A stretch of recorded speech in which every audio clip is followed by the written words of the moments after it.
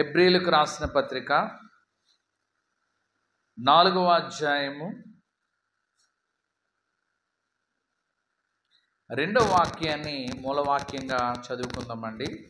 హెబ్రీయులకు రాసిన పత్రిక 4వ అధ్యాయము 2వ వాక్యం.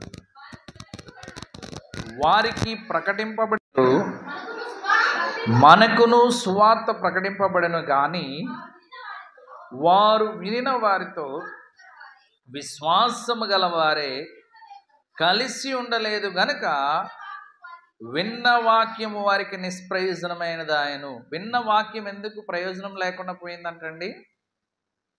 వారికి కూడా సువార్త ప్రకటింపబడ్డది.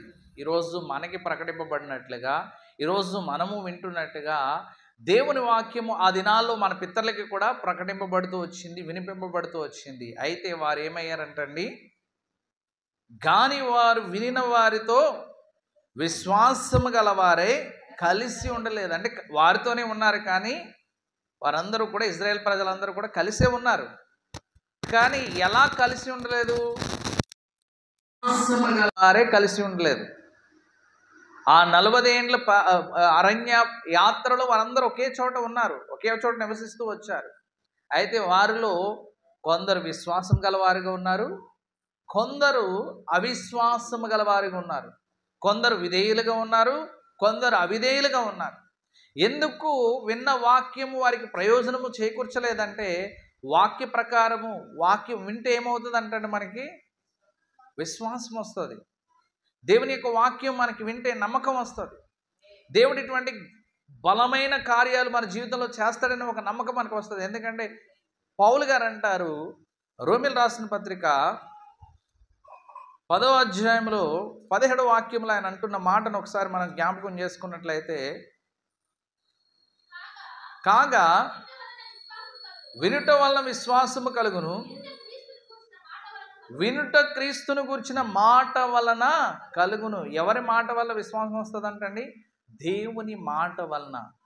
మరి మన పితరులకి ఏ మాట ప్రకటింపబడుతూ వచ్చింది? దేవుని మాటే వారి మధ్య ప్రకటిస్తూ వచ్చాడు. మోషే దేవుని మాటలు వారికి అందిస్తూ వచ్చేవాడు, దేవుని యొక్క వాక్యాన్ని వారికి ప్రబోధిస్తూ వచ్చాడు. కానీ వారికి ఏం కలగలేదంటండి? విశ్వాసం రాలేదు. అందుకే దాతాను, అబిరాము, కోరాహు అని వారు దేవుని ప్రణాళికలకు, దేవుని చిత్తానికి విరుద్ధంగా వారు జీవిస్తూ వచ్చారు. వారు జీవించడం మాత్రమే కాకుండా ఒక గుంపు జనాంగాన్ని వారు పోగు చేసుకుంటూ వచ్చారు. అందుకే దేవుడు ఏమంటున్నాడంటే ఇక్కడ హెబ్రీ గ్రంథకర్త ద్వారా, వారు మనకి ప్రకటింపబడినట్లుగానే వారికి కూడా ఏం ప్రకటింపబడిందంటండి? దేవుని సువార్త ప్రకటింపబడ్డది. అనగా దేవుని వాక్యము ప్రకటింపబడింది. అయితే ఏమైందంటండి? హెబ్రీ 4:2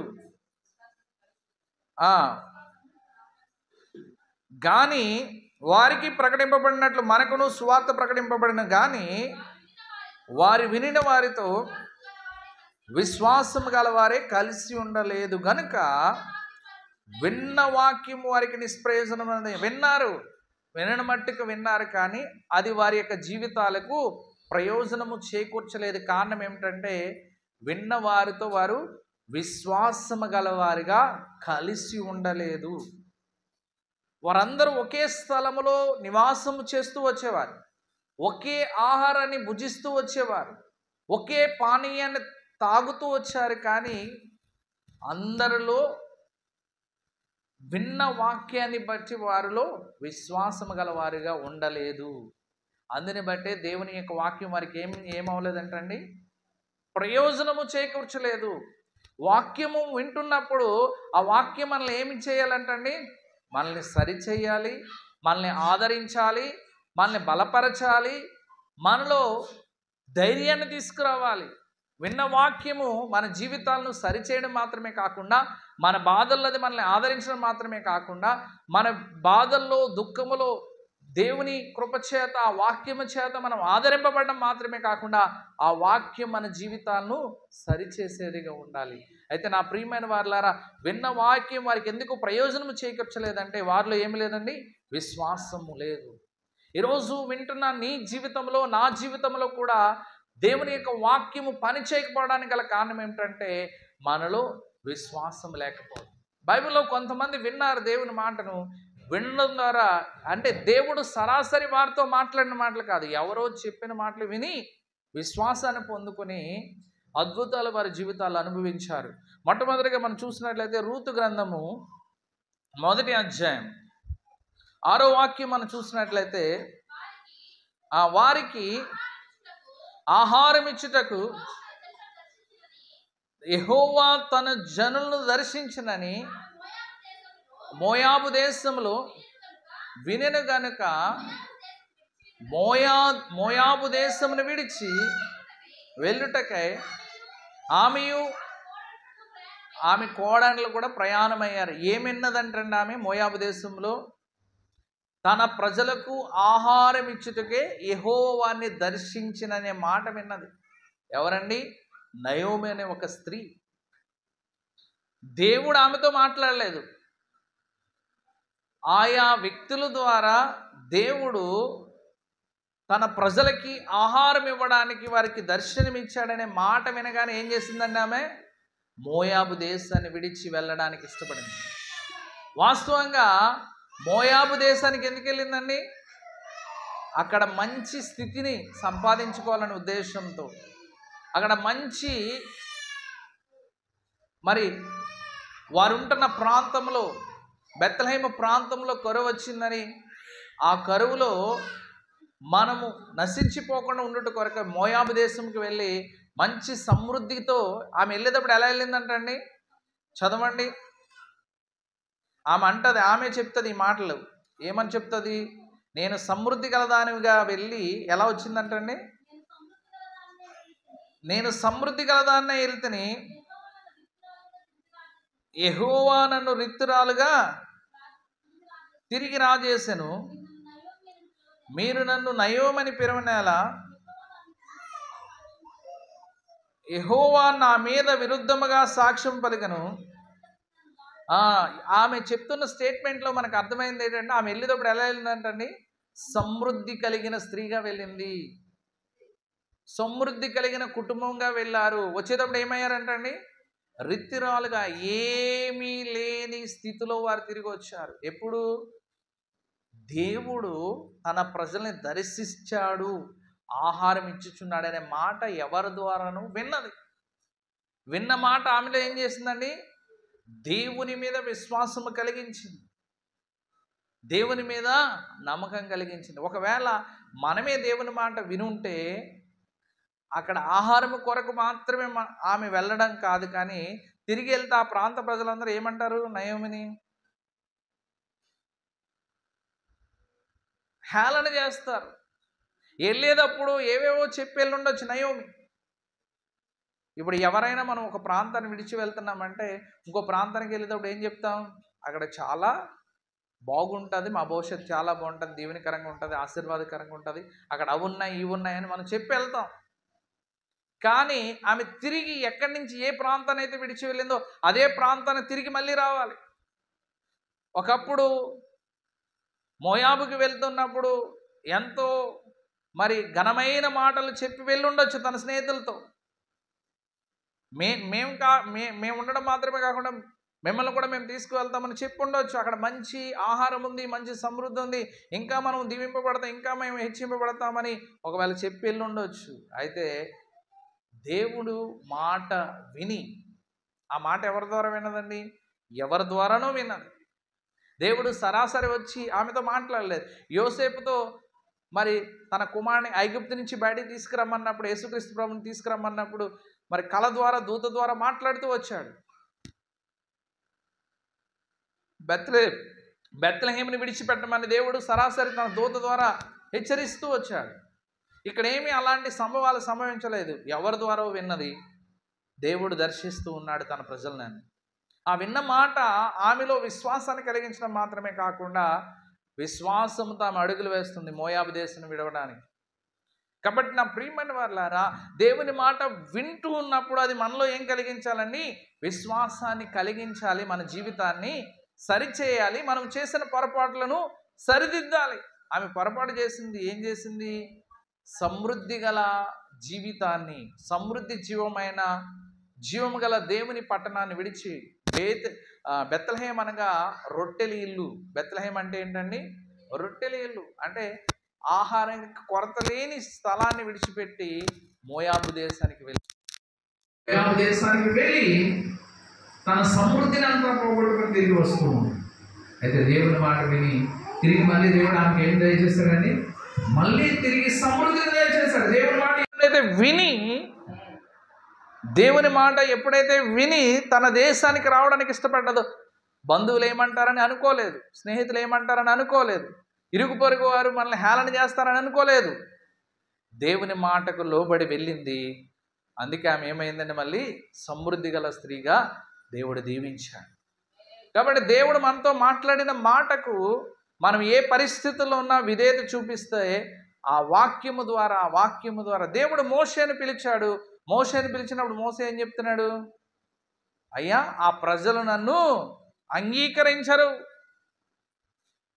ఆ ప్రజలు నా మాట వినరు. నువ్వేమో వారి దగ్గరికి వెళ్ళమంటున్నావు, నువ్వేమో వారి మధ్యకి వెళ్ళమంటున్నావు. వారి మధ్యకి నేను ఒకప్పుడు వెళ్ళినప్పుడు వారు నన్ను తృణీకరించారు. మా మీద తీర్పరగా నిన్ను నియమించిన వాడు ఎవడని నన్ను హేళన చేశారు. నేను రాకుమారుడైనప్పటికీ, ఐగుప్తు రాజు యొక్క రాకుమారుడు అయినప్పటికీ కూడా నన్ను పట్టుకుని మా మీద తీర్పరగా నిన్ను పెట్టినవాడు ఎవడని నన్ను తృణీకరించిన ప్రజల మధ్యకి నేను ఎలా వెళ్తానని మోషే వాదిస్తున్న విధానాన్ని చూస్తూ ఉన్నాను. అయితే దేవుడు ఏమన్నాడు?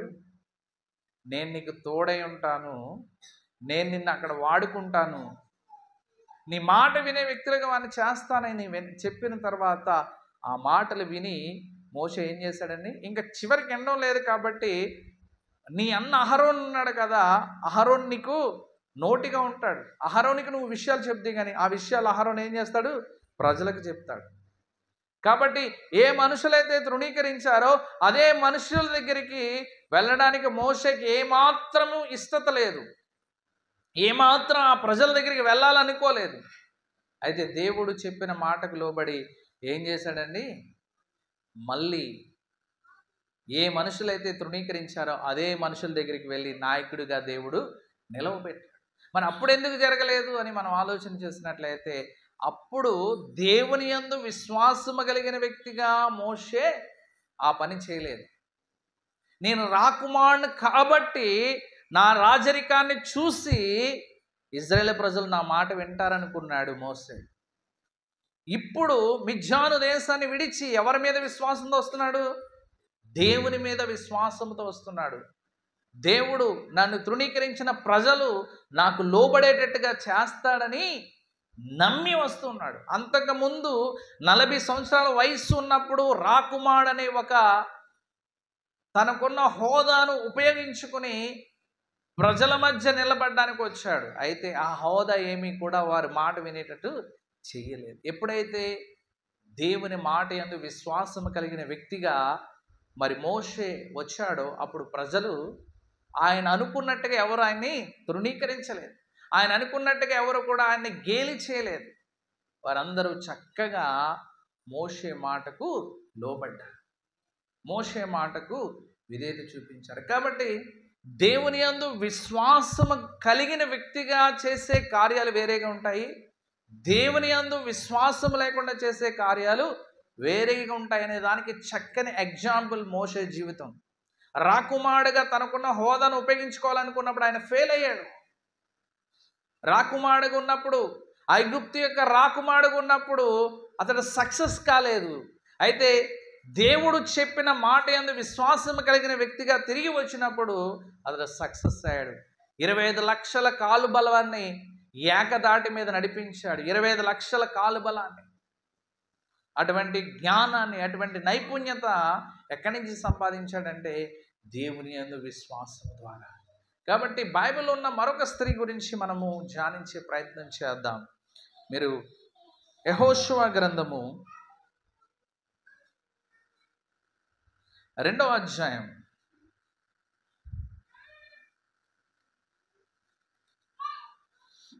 10వ వాక్యం మనం చూసినట్లయితే, యెహోషువ గ్రంథము, మీరు ఐగుప్తు దేశంలో నుండి వచ్చినప్పుడు మీ ఎదుట యెహోవా ఎర్ర సముద్రపు నీరుని ఎలాగూ ఆరిపోజేసునో యొర్దాను తీరమునున్న అమోరీల ఇద్దరు రాజులైన సిహోనుకును ఓగునుకు మీరేమి చేసిద్దరో అనగా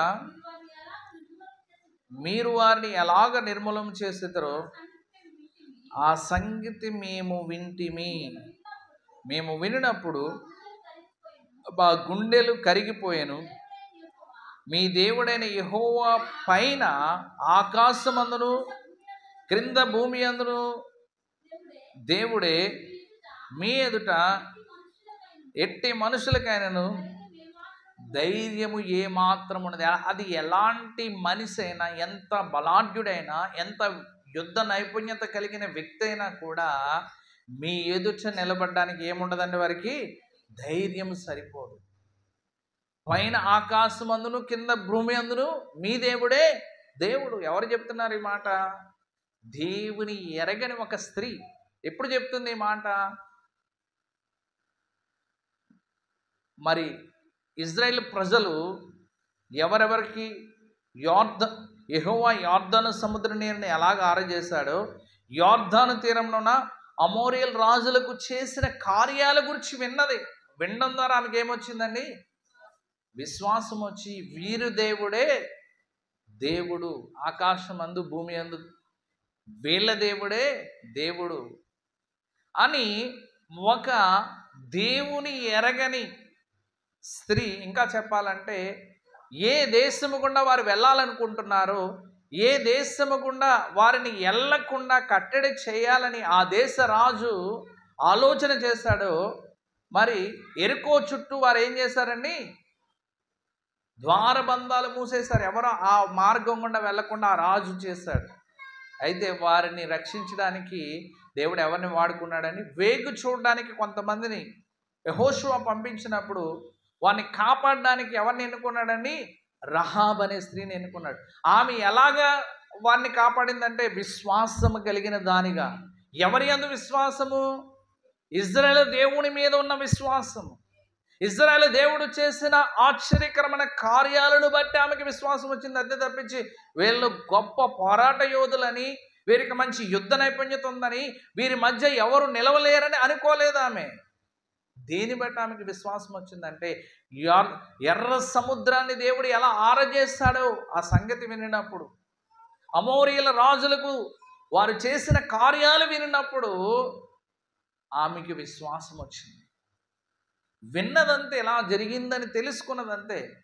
ఆ మాటలు ఆమెలో ఏమి కలిగించిందండి? జీవము గల దేవుని మీద విశ్వాసాన్ని కలిగించింది. మనం ప్రతిరోజు దేవుని యొక్క వాక్యాన్ని చదువుతాము, ప్రతి ఆదివారం దేవుని సన్నిధికి వస్తాము, వీలైతే అవకాశం వచ్చినప్పుడల్లా మొబైల్ ఫోన్లో దేవుని యొక్క వాక్యం వింటాం. కామని ఆ వాక్యము ద్వారా మనలో ఏమాత్రము పరివర్తన రాదు. ఏమాత్రము ఆ వాక్యము మనలో ఫలించకుండా నిష్ప్రయోజనం అవడానికి గల కారణం ఏంటంటే విన్నప్పుడు మనం విశ్వాసం కలిగిన వారుగా వినడం లేదు. ఎందుకు రహాబుకు ఆ మాటలు ప్రయోజనకరంగా మార్చబడ్డాయి? వారి కుటుంబం ఎందుకు కాపాడబడ్డది? వారి కుటుంబం ఎందుకు రక్షింపబడ్డదంటే ఆ వాక్యాన్ని విని, ఆ మాటలు విని దేవుని యందు విశ్వాసం కలిగిన స్త్రీగా ఆమె ఉన్నది కనుక దేవుడు వారి జీవితంలో, వారి కుటుంబంలో అద్భుతం చేస్తాడు. కాబట్టి నా ప్రియమైన సహోదరి సహోదరుడా, మనము వింటున్న వాక్యం యందు విశ్వాసం కలిగిన వ్యక్తులుగా మనం ఉంటే రహాబు జీవితంలో దేవుడు అద్భుతం చేసినట్లుగా మన జీవితంలో కూడా దేవుడు అద్భుతం చేస్తాడు. వాస్తవంగా ఈ మాటలు ఏ సందర్భంలో రాస్తాడు పౌలు గారిని ఆలోచన చేసినట్లయితే, ఎందుకు హెబ్రీల రాసిన పత్రిక 4వ అధ్యాయంలో ఈ మాటలు రాయవలసి వచ్చిందంటే, వాస్తవంగా మరి ఈ యొక్క హెబ్రీలు ఉన్న ప్రాంతములో, పాలస్తీనా ప్రాంతంలో యూదులు అనేక మంది యేసుక్రీస్తు ప్రభువును విశ్వసించారు. అయితే విశ్వసించినందుకు గొప్ప శ్రమలు మరి క్రైస్తవులకు వస్తున్నాయి. ఆ శ్రమలను చూసి కొంతమంది ఏమైపోవాలనుకున్నారండి? విశ్వాసంలోంచి వెనక్కి వెళ్ళిపోయి తిరిగి మళ్ళీ యూదా మతంలోనికి వెళ్ళిపోవాలనుకున్నప్పుడు దేవుడు తన సేవకుడు ద్వారా, వాక్యం ద్వారా వారి విశ్వాసంలో వెనక్కి వెళ్ళిపోకుండా ఉండడం కొరకు, అవిశ్వాసము చేత వారు వెనక్కి వెళ్ళిపోకుండా ఉండడం కొరకు దేవుడు ఈ గ్రంథం ద్వారా వారిని బలపరచడానికి ఈ మాటలు రాశాడు. మరి యూదా మతము వారికి ఎంతో భక్తి శ్రద్ధలతో మతాన్ని పాటించేవారు. అయితే యూదా మతము కంటే శ్రేష్టమైన వాడు యేసుక్రీస్తు ప్రభువారని వారికి తెలియచేయట కొరకే ఈ గ్రంథాన్ని పౌలు గారు రాశారు. కాబట్టి నా ప్రియమైన వారులారా, హెబ్రీ జనాంగము మరి పడుతున్న ఇబ్బందిని చూచి దేవుడు తన సేవకుడైన పౌలు ద్వారా వారి విశ్వాసములో బలహీనలు కాకుండా ఉన్నట్లు, వారి విశ్వాసములో వెనక్కి వెళ్ళిపోకుండా ఉండడం కొరకు ఈ పత్రికను రాసి ఉంచినట్లుగా మనం చూస్తున్నాం. అదే రీతిగా మనం చూస్తున్నట్లయితే అపోస్తుల కార్యగ్రంథము 14వ అధ్యాయం, అపోస్తుల కార్యగ్రంథము 14వ అధ్యాయము 7వ వాక్యాన్ని చదువుదాం. అపోస్తుల కార్యగ్రంథము, లుస్త్రాలో ఎవరంటండి ఈయన? బలహీన పాదములు కలిగిన ఒకడు ఉండెను. అతడు పుట్టినది మొదలుకొని కుంటివాడే, ఎన్నడూ నడవలేక కూర్చుని ఉండివాడు. అతడు పౌలు మాట్లాడుట వినెను. పౌలు అతని వైపు తేరి చూచి స్వస్థత పొందుటకు అతనికి విశ్వాసం ఉండునని గ్రహించి ఏమింటున్నాడండి? పౌలు చెప్పే మాటలు ఎవరింటున్నారండి? లుస్త్రాలో బలహీనమైన పాదాలు కలిగిన వ్యక్తి, పుట్టినది మొదలుకొని అతడు ఏం చేస్తున్నాడండి? నడవలేని వ్యక్తిగా ఉన్నాడు. అలాంటి వ్యక్తి దేవుని మందిరంలోనికి వెళ్ళి ఏమంటున్నాడండి? దేవుని మాటలు వింటూ ఉన్నాడు. వింటున్నప్పుడు పౌలు గ్రహించింది ఏంటండి? ఇతడు స్వస్థత పొందుటకు విశ్వాసము గలవాడని గ్రహించి, నీ పాదములను మోపి సరిగ్గా నిలవమని బిగ్గరగా చెప్పినప్పుడు అతడు గంతులు వేసి నడవసాగిన. ఈ కార్యము ఎలా జరిగింది? అతడు విన్న వాక్యాన్ని బట్టి విశ్వాసము కలిగిన వ్యక్తిగా ఎవరికి కనిపించారండి? పౌలుకి కనిపించారు. పుట్టినది మొదలుకొని ఆయన ఎన్నడూ కూడా నడవలేదు. అతడు పుట్టినది మొదలుకొని కుంటివాడే, ఎన్నడను నడవలేక కూర్చుని ఉన్నవాడు. అతడు పౌలు మాట్లాడుట వినెను. ఏం మాట్లాడుతున్నాడు? దేవుని యొక్క వాక్యాన్ని మాట్లాడుతున్నాడు. ఆ వాక్యము వింటుండగానే ఆయనలో ఏమొచ్చిందండి? విశ్వాసం వచ్చింది. దేవుడు నన్ను స్వస్థపరచగలడని నమ్మకం వచ్చింది. దేవుడు నా జీవితాన్ని బాగు చేయగలడని నమ్మకం వచ్చింది. దేవుడు మనకి కూడా ఆయన మాటలు వింటున్నప్పుడు నా కుటుంబాన్ని దేవుడు బాగు చేయగలడు, నా బిడ్డలను దేవుడు బాగు చేయగలడు, నాకు మంచి భవిష్యత్తు దేవుడు ఇవ్వగలడు, నా కుటుంబాన్ని మంచి ఉన్నత స్థితిలో ఉంచగలడనే విశ్వాసం నీకు వస్తే నీ జీవితాన్ని కూడా దేవుడు ఏం చేస్తాడండి? ఆ రీతిగా దీవిస్తాడు. ఈ లుస్త్రాలో ఉన్న వ్యక్తి బలహీనమైన పాదాలు కలిగిన వాడైనప్పటికీ ఆయన వాక్యాన్ని వింటున్నప్పుడు దేవుడు నన్ను బాగు చేయగలడు, ఈ బలహీనమైన పాదాలను బలమైన పాదాలుగా మార్చగలడని విశ్వాసం ఆయనలోనికి వచ్చింది కనుక వెంటనే పౌలు ఏం చేశాడండి? నువ్వు నడవమని చెప్పాడు. నడవమని చెప్పడం మాత్రమే కాకుండా అతడు ఏం చేశాడండి? గంతులు వేశాడు. అంతవరకు ఎన్నడూ నడవని వ్యక్తి గంతులు వేసినట్లుగా మన లేఖనాల్లో చూస్తున్నాం. అది జరగడానికి గల కారణం ఏంటంటే వాక్యాన్ని ఆయన శ్రద్ధగా విన్నాడు. వినడం మాత్రమే కాకుండా విశ్వాసము కలిగిన వ్యక్తిగా విశ్వాసాన్ని చూపించాడు. వెంటనే పౌలు అతన్ని నడవమన్నట్లుగా లేఖన భాగాల్లో చూస్తున్నాం. అదే రీతిగా కొంతమంది గురించి మనం చూస్తున్నట్లయితే మరి పౌలు దేవుని యొక్క వాక్యాన్ని బోధిస్తున్నప్పుడు రాజులు సైతం వినడానికి ఇష్టపడ్డారు. అపోస్తుల కార్యగ్రంథము 24వ అధ్యాయం 24వ వాక్యాన్ని మనం చూసినట్లయితే, కొన్ని దినములైన తర్వాత ఫెలిక్స్ యూదురాలైన దుస్సిల్లాను అను తన భార్యతో కూడా వచ్చి పౌలుని పిలిపించి క్రీస్తు యేసునందలి విశ్వాసమును గూర్చి అతను బోధింపగా వినెను. అప్పుడు అతను నీతిని గూర్చి, ఆశా నిగ్రహమును గూర్చి, రాబో విమర్శను గూర్చి ప్రసంగించుచుండగా ఫెలిక్స్ మిగులు భయపడి ఇప్పటికి వెళ్ళాము. ఫెలిక్స్ ఏమయ్యాడంటండి? ఆ వాక్యాన్ని వింటున్నప్పుడు మిగులు భయం వచ్చింది. ఎందుకంటే ఆయన దేని గురించి మాట్లాడుతున్నాడండి? నీతిని గురించి, ఆశా నిగ్రహమును గురించి, రాబో యొక్క తీర్పు కాలము గురించి ఆయన మాట్లాడుతున్నప్పుడు ఆయన రాజు అయినప్పటికీ కూడా ఫెలిక్స్కి ఏమొచ్చిందండి? భయం వచ్చింది. భయపడిపోయి ఇంకా మాట్లాడొద్దు అంటున్నాడు. ఇంకా మాట్లాడితే ఏమవుతుంది? ఆయనలో ఉన్న లోపాలన్నీ కూడా ఆయన తెలిసిపోతూ ఉంటుంది. ఆయన ప్రసంగిస్తున్నప్పుడు ఆయనలో ఉన్న లోపాలు ఆయనకి కనబడుతూ ఉన్నప్పుడు ఇంకా మాట్లాడొద్దని భయపడిపోయాడు. అలా మనం కూడా కొన్ని సందర్భాల్లో దేవుడు వాక్యం ద్వారా మనతో మాట్లాడుతూ ఉన్నప్పుడు ఆయన లోపాలు మనల్ని సరిచేయాలి తప్పించి భయపడి దేవుని యొక్క వాక్యానికి మనం దూరం కాకూడదు. ఏదైతే దేవుడు తన వాక్యం ద్వారా మనకి బోధిస్తూ ఉన్నాడో ఆ వాక్యము వింటున్నప్పుడు భయం రావడం మంచిదే, కానీ ఆ భయం దేంతో రావాలి? దేవుని యందు అయ్యో నేను సరిగ్గా లేను, ఈ విషయంలో నేను సరి చేసుకోవాలనే భయం రావాలి. ఈ మాటని ఇటువంటి మాటలు ఇంకా వినకూడదని భయం రాకూడదు. వినకూడదంటే ఏమవుతుంది? మన జీవితాలు మనము మార్చుకోవాలి. అయితే ఫెలిక్సు రాజు సైతము దేవుని మాటలు వినడానికి ఇష్టపడినట్లుగా లేఖన భాగాల్లో మనం చూస్తూ ఉన్నాం. అదే రీతిగా మనం చూస్తున్నట్లయితే లూకా సువార్త 19వ అధ్యాయంలో జక్కయ్య అనే వ్యక్తి కూడా విన్నాడు. ఎవరి గురించి? యేసుక్రీస్తు ప్రభువారి గురించి. వినినప్పుడు ఆయన ఏం చేయాలనుకున్నాడండి? యేసుక్రీస్తు ప్రభువారు ఎవరో చూడగోరినప్పుడు అతడు పొట్టివాడైనందుకు ఏమయ్యాడండి? మేడి చెట్టు ఎక్కాడు. అయినా కూడా చదవండి. అప్పుడు యేసు ఆ త్రోన రానయ్యుండిన గనుక ముందుగా పరిగెత్తి ఆయన చూచుటకు ఒక మేడి చెట్టు ఎక్కను. యేసు ఆ చోటికి వచ్చినప్పుడు కళ్ళెత్తి చూచి, జక్కయ్య త్వరగా దిగుము, నేడు నేను ఇంట ఉండవలసి ఉన్నదని అతనితో చెప్పగా అతను త్వరగా దిగి సంతోషంతో ఆయన చేర్చుకున్నాను.